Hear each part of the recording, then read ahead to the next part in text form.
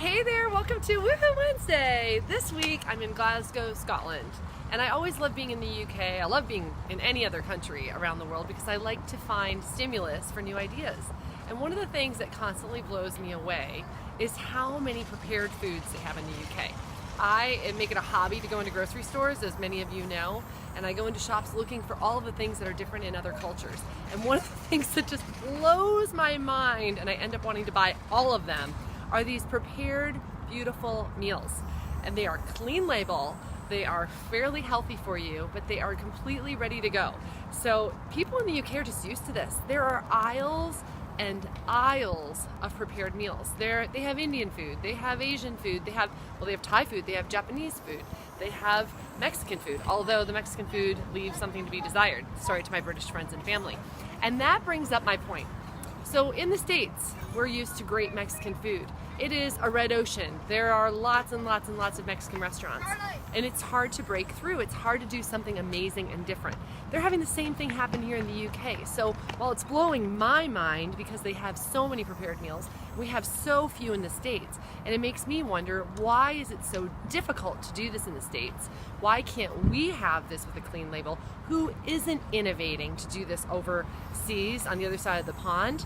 It also makes me think, for these folks, how do they break through?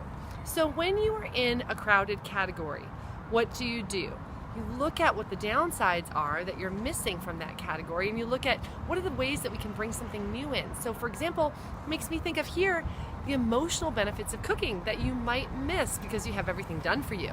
Or maybe it's about storytelling around ingredients, or maybe it's around the history of a recipe, or maybe it's about a blend between something like prepared food and our at-home cooking kits like Blue Apron, where we're teaching people how to make these things on their own. So innovation is not only about those big leaps, but it's also about when you're in a really crowded space, how do you do those incremental things or take those incremental steps to break through and be differentiated? And that's what was really inspiring for me today. So I wanted to share this with you because just getting out of your own city, out of your own culture, you can see what another culture takes as something that might be a specialty for ours, and they end up blowing it out to the point that it's so mainstream, and it drives innovation, it drives differentiation. How are you doing that in your own category? How can you differentiate in a crowded category where you think you might have these really tight guardrails, but you actually don't? You could surprise and delight by thinking beyond, by getting out of your own space, by getting out of your own country, getting out of your own category, to look at ways that you can surprise and delight your customers. I hope that you use this as inspiration.